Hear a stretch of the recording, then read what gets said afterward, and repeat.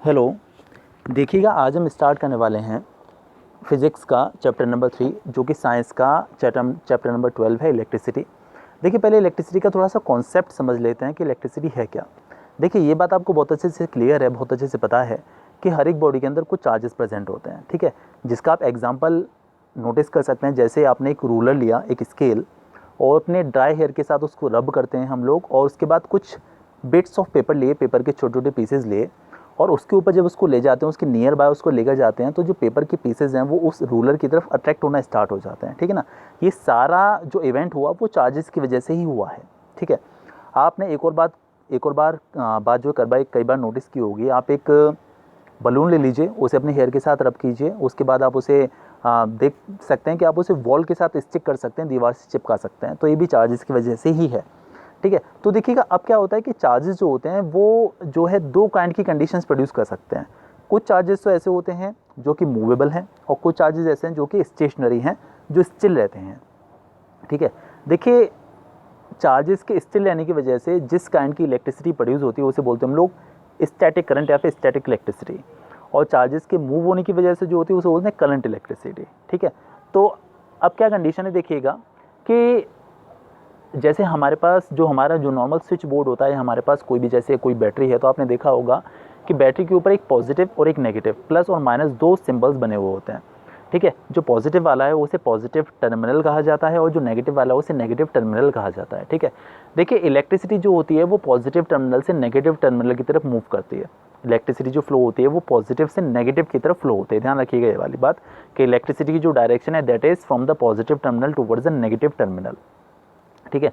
तो अब क्या था कि पहले जब इलेक्ट्रिसिटी के बारे में पता चला तो सिर्फ यही माना जाता था कि जो इलेक्ट्रिसिटी की डायरेक्शन है वो पॉजिटिव पार्टिकल्स की वजह से है, और क्योंकि पॉजिटिव पार्टिकल्स पॉजिटिव से नेगेटिव की तरफ मूव करते हैं तो उसी की वजह से इलेक्ट्रिसिटी प्रोड्यूस होती है, उसी की वजह से इलेक्ट्रिसिटी का फ्लो होता है from the positive to negative. लेकिन बाद में क्या हुआ कि जब जॉन डाल्टन ने बहुत सारे कंडीशंस पढ़ी, बहुत सारे कंडीशंस अप्लाई की, और केमिस्ट्री के बारे में बहुत सारे टर्म्स निकाले, ठीक है।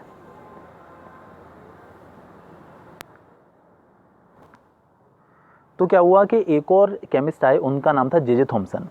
तो जे जे थॉमसन ने इलेक्ट्रॉन की डिस्कवरी की। उनके सारे जितने भी थे डाल्टन्स एटॉमिक थ्योरी या इन सब के बेसिस पर जे जे थॉमसन ने इलेक्ट्रॉन्स की डिस्कवरी की। तो जब इलेक्ट्रॉन की डिस्कवरी की तब ये पता चला कि एक्चुअली पॉजिटिव पार्टिकल्स जो होते हैं उसकी वजह से इलेक्ट्रिसिटी नहीं होती है, वो नेगेटिव पार्टिकल्स मतलब कि इलेक्ट्रॉन्स की वजह से इलेक्ट्रिसिटी होती है। कैसे? जैसे हमारे पास इलेक्ट्रिसिटी की फ्लो होने के लिए दो टर्मिनल्स होते हैं, दो पॉइंट्स होते हैं, एक पॉजिटिव होता है, एक नेगेटिव होता है। तो नेगेटिव वाले पर इलेक्ट्रॉन्स की एक्सेस होती है, एक्सेस मतलब इलेक्ट्रॉन ज़्यादा अमाउंट में प्रेजेंट होते हैं नेगेटिव टर्मिनल पर। तो पहले जो इलेक्ट्रॉन्स हैं वो मूव करते हैं नेगेटिव से पॉजिटिव की तरफ, उसके बाद इलेक्ट्रिसिटी का फ्लो होता है from the positive to negative. ध्यान रखिएगा बात कि पहले इलेक्ट्रॉन्स का मोशन होता है from the negative terminal towards the positive terminal, after that electricity flows from the positive to negative. तो जो इलेक्ट्रिसिटी के फ्लो होने का कॉज है वो रियली पॉजिटिव पार्टिकल्स नहीं है, उसका जो कॉज है that cause is the electron, ठीक है। इलेक्ट्रॉन्स उसका कॉज है, ठीक है। अच्छा, एक बात और समझिएगा कि हर तरीके के इलेक्ट्रॉन्स फ्लो नहीं होते, हर तरीके के जो इलेक्ट्रॉन्स हैं उनका मोशन नहीं होता, हर तरीके के इलेक्ट्रॉन्स जो होते हैं वो इलेक्ट्रिसिटी का कंडक्शन नहीं करते, इलेक्ट्रिसिटी के फ्लो होने के लिए जिम्मेदार नहीं है। देखिए, आपने एक बात नोटिस की होगी कि जो मेटल्स होते हैं वो इलेक्ट्रिसिटी के अच्छे कंडक्टर्स होते हैं, ठीक है, और जो नॉन मेटल्स होते हैं वो इलेक्ट्रिसिटी के बेकार कंडक्टर होते हैं। कंडक्टर का मतलब है कि जो इलेक्ट्रिसिटी को अपने अंदर से फ्लो होने दे, दैट इज कंडक्टर। तो मेटल्स में से तो इलेक्ट्रिसिटी ईजिली फ्लो हो जाती है, और नॉन मेटल्स जो होते हैं, कपड़ा हुआ, प्लास्टिक हुआ, ठीक है ना, रबर हुआ, इनमें से इलेक्ट्रिसिटी फ्लो नहीं होती। तो अब देखिएगा कि मेटल में ऐसी स्पेशलिटी क्या है, मेटल में ऐसी खास बात क्या है कि जिसकी वजह से उसमें इलेक्ट्रिसिटी फ्लो हो जाती है। तो उसका रीज़न होता है कि मेटल्स जो होते हैं उसके अंदर free electrons, what I am saying, free electrons बहुत सारे होते हैं, और इलेक्ट्रिसिटी का जो कंडक्शन होता है वो फ्री इलेक्ट्रॉन्स की वजह से ही होता है। नॉन मेटल्स में फ्री इलेक्ट्रॉन्स या तो बहुत कम होते हैं या फिर होते ही नहीं हैं, ठीक है ना। तो अब क्या है कि उसके अंदर जब होते ही नहीं हैं इलेक्ट्रॉन्स, फ्री इलेक्ट्रॉन्स जब नहीं हो उसके अंदर या बहुत कम है, तो इलेक्ट्रॉन्स जब इतने नहीं है तो इलेक्ट्रिसिटी का वो कंडक्शन नहीं कर पाते। तो ध्यान रखिएगा, metals are the good conductors of electricity because of the too many number of free electrons in it. उसके अंदर फ्री इलेक्ट्रॉन्स बहुत सारे होते हैं, ठीक है। अच्छा, एक बात और मैं बोलना चाहूँगा कि जो फ्री इलेक्ट्रॉन्स हैं those are basically responsible for the conduction of electricity. जो फ्री इलेक्ट्रॉन्स हैं वो इलेक्ट्रिसिटी के कंडक्शन के लिए रेस्पॉन्सिबल हैं। That's why free electrons are also known as conducting electrons या कंडक्शन इलेक्ट्रॉन्स। ठीक है ना, फ्री इलेक्ट्रॉन्स जो होते हैं वो इलेक्ट्रिसिटी का कंडक्शन करने के लिए रेस्पॉन्सिबल हैं, इसीलिए उनको कंडक्शन इलेक्ट्रॉन्स भी कहा जाता है। ये बात ध्यान रखिएगा, भूलिएगा नहीं। ठीक है चलिए, तो मेटल्स में इनका नंबर ज़्यादा होता है, नॉन मेटल्स में या तो नहीं होते हैं या फिर बहुत कम होते हैं। ये बात क्लियर हो गई। ठीक है, चलिए इसके बाद अब हम लोग थोड़ा सा बात कर लेते हैं कि चैप्टर से रिलेटेड, मतलब हालांकि ये भी सब कुछ चैप्टर से रिलेटेड था, कुछ और बातें अगर मुझे याद आएंगी तो मैं आपको बीच में समझाता चला जाऊंगा। मतलब थोड़ा सा बेसिक बताना ज़रूरी था। ठीक है, इलेक्ट्रिसिटी का कंडक्शन क्यों कर पाते हैं मेटल से, बहुत ज़रूरी है। कई बार पूछा जाता है, last to last year boards में पूछा गया था कि वाई आर, जब मैं क्वेश्चन बोल रहा था ना कि why are the metals good conductors of electricity and the non metals are not, तो आपको वही रीज़न बताना है जो मैं आपको समझा रहा था अभी। ठीक है, चलिए इसके बाद देख लें, हम लोग बात करते हैं कि चार्ज क्या है। ठीक है ना, देखिए चार्ज क्या होता है कि कुछ ना कुछ पार्टिकल्स जो होते हैं, कुछ पार्टिकल्स ऐसे होते हैं, ठीक है ना, वो या तो नेगेटिव की तरफ अट्रैक्ट होते हैं, नेगेटिव टर्मिनल की तरफ, या फिर पॉजिटिव टर्मिनल की तरफ अट्रैक्ट होते हैं। तो इस काइंड के जो पार्टिकल्स होते हैं वही पार्टिकल्स चार्ज कहलाते हैं, वही पार्टिकल्स चार्ज हैं। ठीक है ना, मतलब ये कहने का कि जो पॉजिटिव चार्ज है वो तो नेगेटिव टर्मिनल की तरफ, I am saying negative terminal, तो जो पॉजिटिव चार्ज है that moves towards the negative terminal, और जो नेगेटिव चार्ज है that moves towards the positive terminal. ठीक है, क्योंकि जो ऑपोजिट काइंड के चार्जेस होते हैं वो एक दूसरे को अट्रैक्ट करते हैं, और जो सेम काइंड के चार्जेस होते हैं वो एक दूसरे को रिपेल करते हैं। तो ये बात याद रखिएगा कि चार्ज जो होते हैं वो ऐसे पार्टिकल्स हैं जिनके ऊपर कुछ ना कुछ ऐसी माइन्यूट वैल्यू प्रेजेंट है जो कि उसे मूव करा सकते हैं टुवर्ड्स द पॉजिटिव और नेगेटिव टर्मिनल। ठीक है, चलिए इसके बाद देखिए एक बात और है कि जो चार्ज है उसकी यूनिट है कूलम्ब। ठीक है ना, कूलम्ब की स्पेलिंग है COLUMB, तो COULOMB coulomb. Coulomb is the symbol, coulomb is the unit of the charge. Coulomb जो है चार्ज की यूनिट है। ठीक है, इसके बाद देखिएगा, अभी हम लोग बात कर रहे थे कि जो मेटल्स हैं वो इलेक्ट्रिसिटी के अच्छे कंडक्टर्स हैं। क्यों हैं? क्योंकि उनके अंदर इलेक्ट्रॉन्स बहुत सारे होते हैं, फ्री इलेक्ट्रॉन्स बहुत सारे होते हैं। देखिए फ्री इलेक्ट्रॉन्स जो होते हैं, ठीक है, उसके ऊपर जो चार्ज प्रेजेंट है उसे जनरली ई से रिप्रेजेंट कर देते हैं हम लोग, स्मॉल ई से। और एक इलेक्ट्रॉन के ऊपर जो चार्ज होता है उसकी वैल्यू होती है 1.6 इंटू 10⁻⁻⁹ कूलम्ब। ठीक है, 1.6 into 10⁻⁻⁹ coulomb. This much amount of charge is present on one electron and the symbol of one electron is small e. ठीक है, अच्छा एक बात और मैं कहना चाहूँगा, ये जो चार्ज होता है वो नेगेटिव होता है। ठीक है, इस चार्ज की जो वैल्यू होती है वो नेगेटिव वैल्यू होती है, ये बात ध्यान रखिएगा। जो प्रोटॉन्स होते हैं, मतलब कि जो पॉजिटिवली चार्ज पार्टिकल्स होते हैं एटम के अंदर, उनके ऊपर भी चार्ज इतना ही होता है, डिफरेंस ये हो जाता है वहाँ पर जो चार्ज होता है पॉजिटिव होता है। ठीक है, बस ये डिफरेंस है और कोई ऐसा खास डिफरेंस नहीं है। अच्छा अब ज़रा समझिएगा, जैसे मान लीजिए कि हमारे पास जो हमारा कंडक्टर है, जो हमारा मेटेलिक कंडक्टर है जिसमें से इलेक्ट्रिसिटी फ्लो हो रही है, उसके अंदर n इलेक्ट्रॉन्स प्रेजेंट है, n इलेक्ट्रॉन्स। ठीक है ना, n इलेक्ट्रॉन्स कितने भी इलेक्ट्रॉन्स होते हैं, 10, 20, 50, 100, 1000, 2 लाख, कितने भी इलेक्ट्रॉन्स हो सकते हैं। ठीक है, तो अब क्या है कि एक इलेक्ट्रॉन के ऊपर जो चार्ज है उसे हम किससे रिप्रेजेंट करते हैं, ई से रिप्रेजेंट करते हैं। ठीक है, तो अगर हम ये पता करना चाहते हैं कि उस कंडक्टर में टोटल अमाउंट ऑफ चार्ज कितना है, ठीक है, तो देखिए हम लोग क्या करेंगे, जैसे एक इलेक्ट्रॉन पे जो चार्ज है उसे ई से रिप्रेजेंट किया जा रहा है, और जो टोटल नंबर ऑफ इलेक्ट्रॉन्स हैं वो n है। तो अगर आप वहाँ पर टोटल चार्ज पता करना चाहते हैं तो आप नंबर का एक इलेक्ट्रॉन के चार्ज से मल्टीप्लिकेशन कर दीजिए। जैसे कि एक टॉफ़ी 5 रुपये की आती है, then what will be the cost of 10 such toffees, तो आप 10 का 5 से मल्टीप्लिकेशन कर देते हैं। सेम वे एक इलेक्ट्रॉन के ऊपर इतना चार्ज है और n इलेक्ट्रॉन्स वहाँ पर प्रेजेंट हैं, तो अगर आप वहाँ पर टोटल इलेक्ट्रॉन्स की वैल्यू टोटल चार्ज की वैल्यू पता करना चाहते हैं तो आपको n का e से मल्टीप्लिकेशन करना होगा, and that value of charge is said to be q, इसे हम कहते हैं q। तो q is equal to NE, q is the symbol of charge. कई जगह आपको जो चार्ज का सिंबल है q वो स्मॉल q भी दिख सकता है, तो पजल्ड मत होइएगा, स्मॉल q भी कह देते हैं और कैपिटल Q भी कह देते हैं, दोनों का मतलब सेम ही है। ठीक है, तो क्लियर हो गया, समझ में आ गया होगा अच्छे से। तो देखिए एक बात और, Q is the symbol of charge and its unit is coulomb, COULOMB, coulomb इसकी यूनिट है, ध्यान रखिएगा। ठीक है, और E इलेक्ट्रॉन का चार्ज हो गया और N हो गया नंबर ऑफ इलेक्ट्रॉन्स। ठीक है, चलिए इसके बाद हम बात करते हैं थोड़ा सा आगे।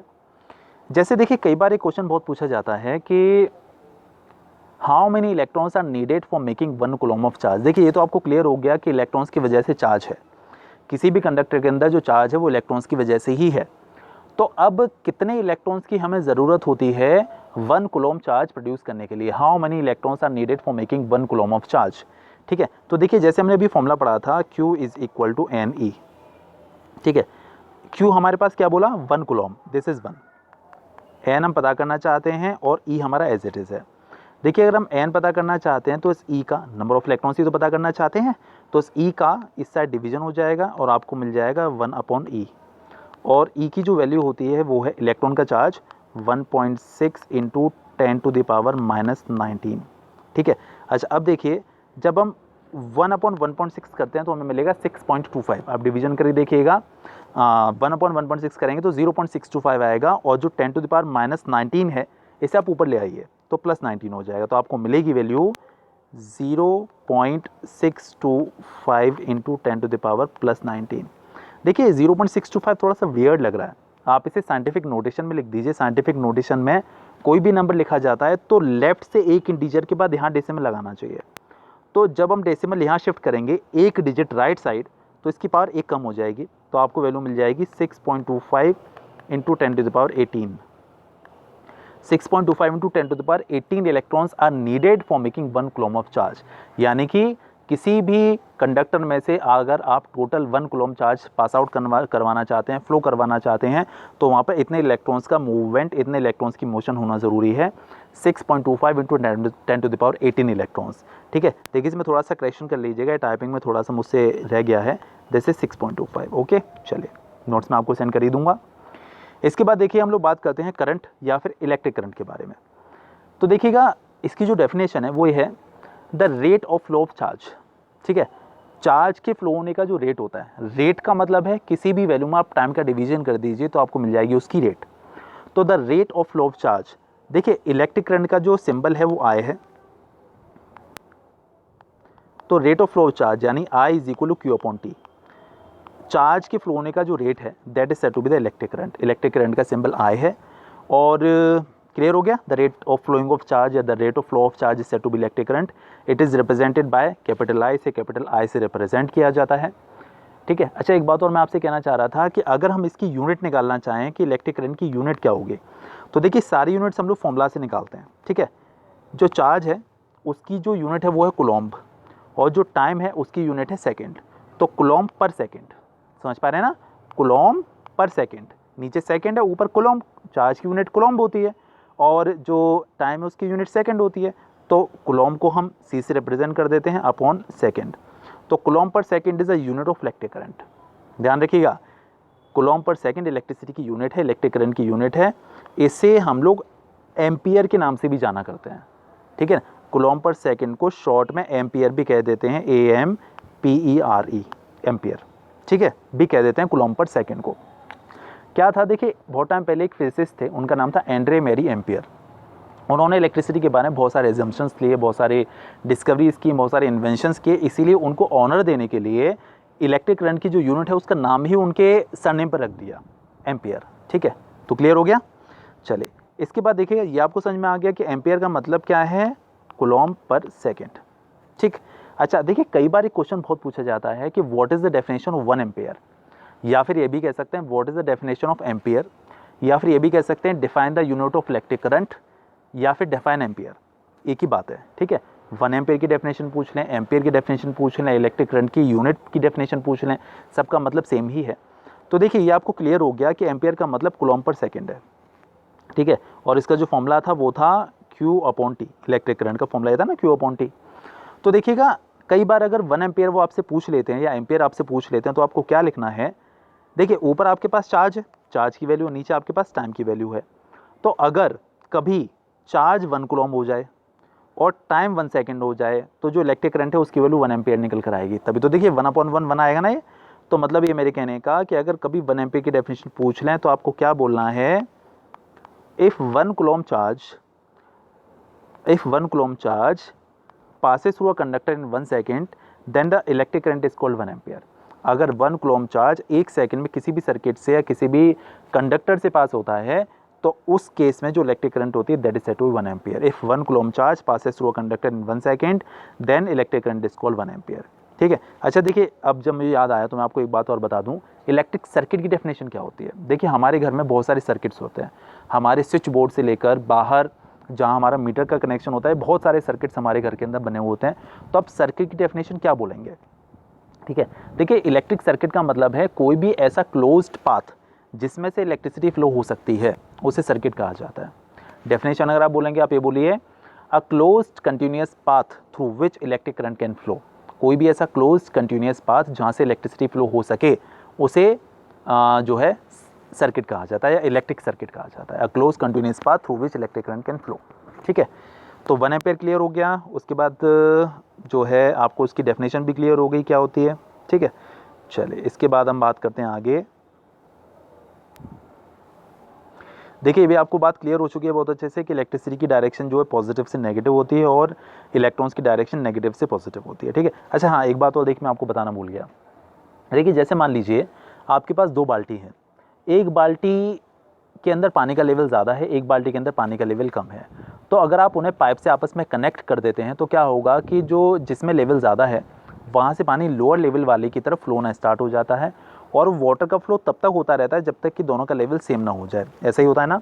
तो देखिएगा जिसमें पानी का लेवल ज़्यादा है उसे बोला जाता है that is at the higher potential, और जिसके अंदर पानी का लेवल कम है that is at the lower potential. अब देखिएगा जो इलेक्ट्रिसिटी है उसकी डायरेक्शन पॉजिटिव टर्मिनल से नेगेटिव टर्मिनल की तरफ है, तो इसीलिए पॉजिटिव टर्मिनल को हायर पोटेंशियल पर सपोज किया जाता है और जो नेगेटिव टर्मिनल है उसको लोअर पोटेंशियल पर सपोज किया जाता है, ठीक है। तो कभी ऐसा अगर पूछ लिया जाए कि which terminal has the higher potential, positive और negative, then you will say positive terminal will have the higher potential. Electrons का पोटेंशियल नेगेटिव पे ज़्यादा होता है ना। बट अगर सिर्फ इतना पूछते हैं आपसे कि कौन सा हायर पोटेंशियल पर, इलेक्ट्रॉन का नाम उन्होंने नहीं बोला है, सिर्फ यही बोल दिया है कि which is suppose to be at the higher potential, तो आपको पॉजिटिव का नाम बोलना है। अगर इलेक्ट्रॉन्स मेंशन कर दें तो आपको नेगेटिव का नाम बोलना है, ठीक है। क्योंकि अगर वो इलेक्ट्रॉन्स नहीं लिखते हैं तो इनडायरेक्टली वो ये कहना चाहते हैं कि इलेक्ट्रिसिटी के रेस्पेक्ट में कौन सा हायर पोटेंशियल पर है, ठीक है। इसके बाद देखिएगा अगर हम इलेक्ट्रिसिटी की कुछ अदर यूनिट्स के बारे में बात करें तो देखिए बहुत सारी यूनिट्स होती हैं। एम्पेयर से छोटी भी होती है, एम्पेयर से बड़ी भी होती है। अगर हम एम्पेयर से छोटी यूनिट की बात करें तो मिली एम्पेयर हो जाएगी, माइक्रोन एम्पेयर हो जाएगी। तो 1 मिली एम्पेयर में 10⁻³ एम्पेयर होते हैं, 1 माइक्रो एम्पेयर में 10⁻6 एम्पेयर होते हैं, ठीक है। चलिए इसके बाद देखिएगा किसी भी सर्किट के अंदर अगर आप इलेक्ट्रिसिटी का अमाउंट मेजर करना चाहते हैं कि वहाँ पर कितनी इलेक्ट्रिसिटी फ्लो हो रही है, तो उसके लिए जो इंस्ट्रूमेंट यूज़ किया जाता है उसे कहा जाता है एमीटर, ठीक है। और आप किसी भी सर्किट के अंदर इसको फिक्स कर दीजिए तो आप इसके थ्रू, इसकी हेल्प से इलेक्ट्रिसिटी की वैल्यू वहाँ पर पता कर लेंगे, ठीक है। इलेक्ट्रिक सर्किट डेफिनेशन में आपको बता चुका हूँ क्या होती है। A close continuous path through which electric current can flow is said to be electric circuit. देखिए एक ही छोटा सा इलेक्ट्रिक सर्किट बना हुआ है, यहाँ पर ये आपका की है, की मतलब स्विच। की को कई तरीक़ों से रिप्रेजेंट किया जाता है। एक तो देखिए ये है, अगर सिर्फ ऐसा उन्होंने बना दिया है तो ये जो है वो ऑफ पोजीशन में है। जो की है ऑफ पोजीशन मतलब अभी इसमें इलेक्ट्रिसिटी फ्लो नहीं होगी, ठीक है। देखिए इलेक्ट्रिसिटी अगर फ्लो नहीं हो रही है तो उस काइंड के सर्किट को कहते हैं ओपन सर्किट। मैं देखिएगा इलेक्ट्रिक सर्किट की जो डेफिनेशन बताई थी उसमें मैंने बोला था अ क्लोज्ड कंटिन्यूअस पाथ, ठीक है। तो क्लोज्ड बोलने का मतलब इलेक्ट्रिसिटी फ्लो हो रही है। अगर ओपन बोला जाएगा, नाम से थोड़ा उल्टा सा है, ओपन बोला जाएगा तो इसका मतलब इलेक्ट्रिसिटी फ्लो नहीं हो रही है। उसमें कहीं ना कहीं सर्किट में कहीं से रास्ता बना हुआ है, ब्रेक बना हुआ है, कहीं से वो ओपन है जिसकी वजह से उसमें इलेक्ट्रिसिटी फ्लो नहीं हो पा रही है। तो ओपन सर्किट में सिर्फ की को ऐसे लिख देते हैं। की को कई बार अलग अलग सिंबल हैं की के, देखिएगा कई बार की को हम ऐसे भी बना देते हैं, ऐसे फिर ऐसे फिर ऐसे, यहाँ पर एक एरो होता है और इस तरीके से। अगर इससे टच करा दिया है एरो इस तरीके से तो इसका मतलब है कि क्लोज हो चुका है, इलेक्ट्रिसिटी फ्लो हो रही है, ठीक है। तो अलग अलग सिंबल्स इसके होते हैं, आपकी बुक में बने हुए हैं। और ये जो है आपका ये ओपन सर्किट है। अगर आप यहाँ पर डॉट बना देंगे तो इसका मतलब इसमें इलेक्ट्रिसिटी फ्लो हो रही है। Now it has become closed, ठीक है। इसके बाद देखिएगा ये जो होता है ये सेल का साइन है। जो ये बड़ी वाली लाइन है इसे पॉजिटिव टर्मिनल माना जाता है और जो छोटी वाली इसे नेगेटिव, ठीक है। देखिए कई सारे सेल्स को मिलाकर बनती है बैटरी। तो अगर आप यहाँ पर 2 या 2 से ज़्यादा सेल इस तरीके से लगा दें तो इसका मतलब ये बैटरी है, इसमें ये पॉजिटिव है ये नेगेटिव है। और ध्यान रखिएगा इलेक्ट्रिसिटी हमेशा पॉजिटिव की तरफ से ही फ्लो होती है। तो देखिएगा ज़रा, देखिए ये ना ये पॉजिटिव और ये देखिएगा नेगेटिव। यहाँ पर हमारे पास की लगी हुई है और इस तरीके से हमारी इलेक्ट्रिसिटी इसके अंदर जा रही है। हमारा एक बल्ब का सिंबल है, ठीक है। और रास्ते में हमने लगा दिया है एमीटर। एमीटर जो होता है वो इलेक्ट्रिसिटी के मेजरमेंट करने के लिए यूज़ किया जाता है, ठीक है, तो चलिए कोई ऐसी प्रॉब्लम इसमें है नहीं, क्लियर हो गया होगा। ठीक है, इसके बाद देखिएगा, ज़रा समझिएगा अच्छे से कि एक टर्म होता है इलेक्ट्रिक पोटेंशियल। इलेक्ट्रिक पोटेंशियल क्या होता है? ठीक है, देखिए मैं आपको समझाता हूँ इलेक्ट्रिक पोटेंशियल है क्या। देखिए जैसे मान लीजिए कि अगर हम अपने घर के अंदर इलेक्ट्रिसिटी को यूज़ कर रहे हैं तो कैसे यूज़ कर पा रहे हैं। देखिए यहाँ से बहुत कहीं दूर पावर हाउस होता है, वहाँ पावर हाउस में बहुत सारी इलेक्ट्रिसिटी का जनरेशन होता है, वहाँ से हमारे घर तक उसे सप्लाई किया जाता है। तो देखिए इनडायरेक्टली इलेक्ट्रिसिटी चार्जेस की वजह से है, तो वहाँ से चार्जेस हमारे यहाँ तक फ्लो होते हैं और उन चार्जेस की वजह से ही हमारे यहाँ तक इलेक्ट्रिसिटी पहुँचती है, ये होता है ना। अब वो पावर हाउस कहाँ पर है? यहाँ से जो पावर हाउस है हमारा, जो आगरा की जो इलेक्ट्रिसिटी आती है वो औरैया से आती है।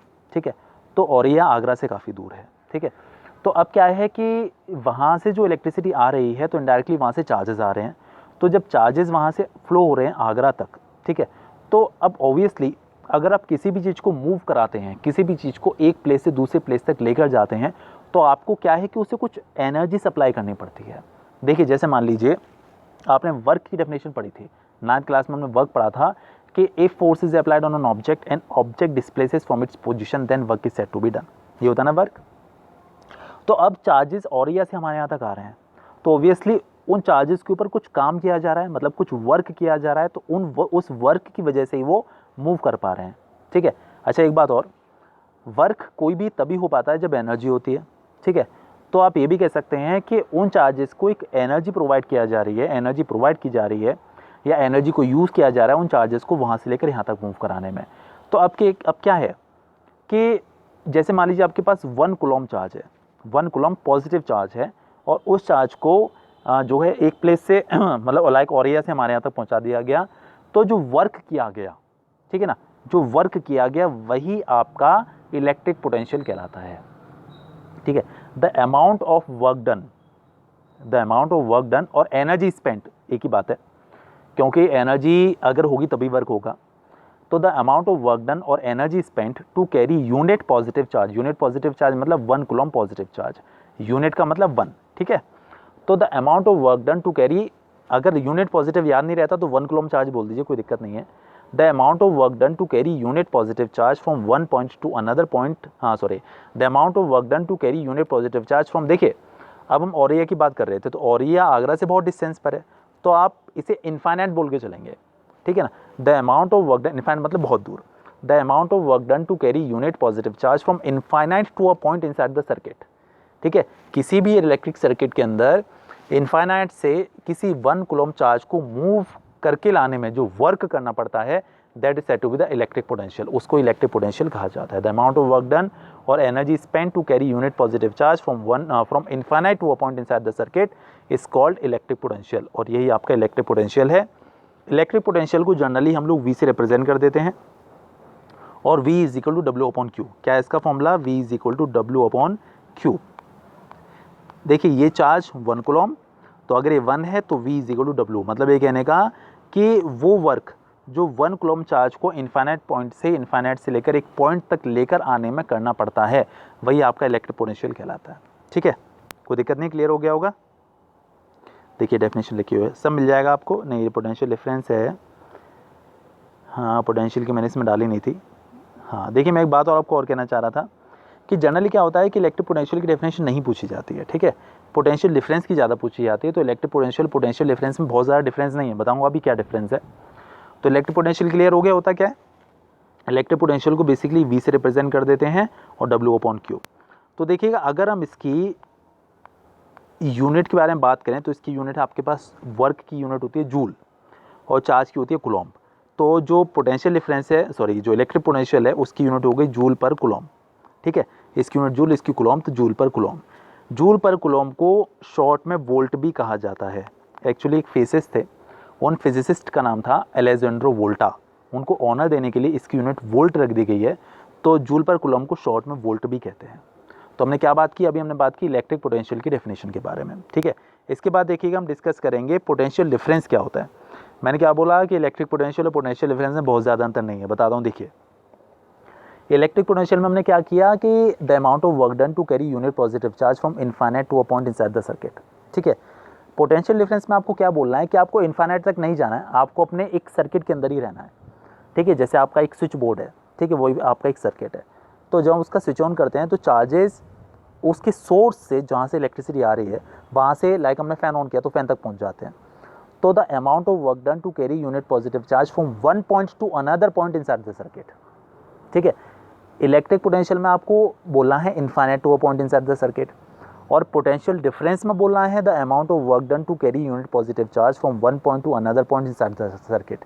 किसी भी सर्किट के अंदर एक पॉइंट से दूसरे पॉइंट तक जो चार्जेस को मूव कराने के लिए जो वर्क करना पड़ता है, that is said to be the potential difference, ठीक है।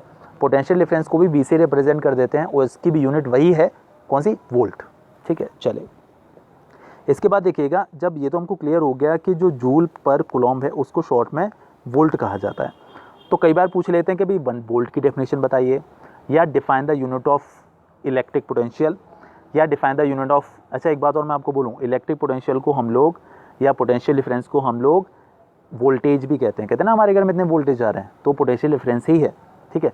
तो अगर कभी ये इसकी डेफिनेशन पूछ लें कि 1 वोल्ट की डेफिनेशन बताइए, तो देखिए 1 कब निकल कर आएगा, जब वर्क 1 जूल हो जाए और चार्ज 1 कूलम्ब हो जाए। तो बस ये बोल दीजिए, if 1 joule work is done, if 1 joule work is done to carry 1 coulomb of charge, या फिर यूनिट पॉजिटिव चार्ज, एक ही बात है। If 1 joule work is done to carry unit positive charge from one point to another point inside the circuit, then the potential difference is called 1 volt, ठीक है। तो उस केस में जो पोटेंशियल डिफरेंस होता है उसे 1 वोल्ट कहा जाता है। क्लियर हो गया होगा। चलिए इसके बाद हम लोग बात करेंगे, 1 वोल्ट की डेफिनेशन हो गई।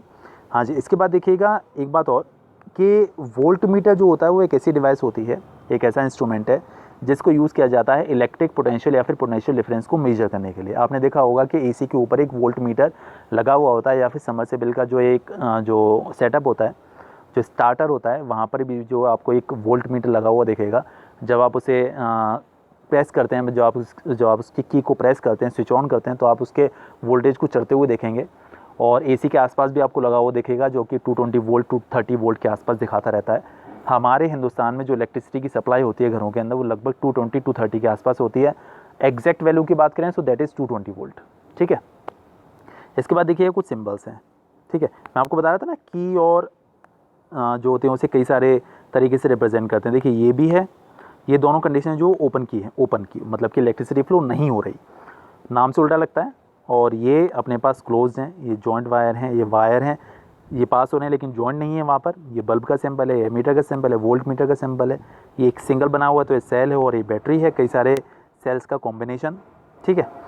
तो क्लियर हो गया होगा, यहाँ तक समझ में आ गया होगा अच्छे से, ठीक है। हाल फिलहाल देखिए आप यहाँ तक करिए, बाकी जो ओम्स लॉ है उसके बारे में हम लोग कल बात करेंगे, मतलब नेक्स्ट वीडियो में बात करेंगे आई मीन टू से, ठीक है। चलिए ओके बाय।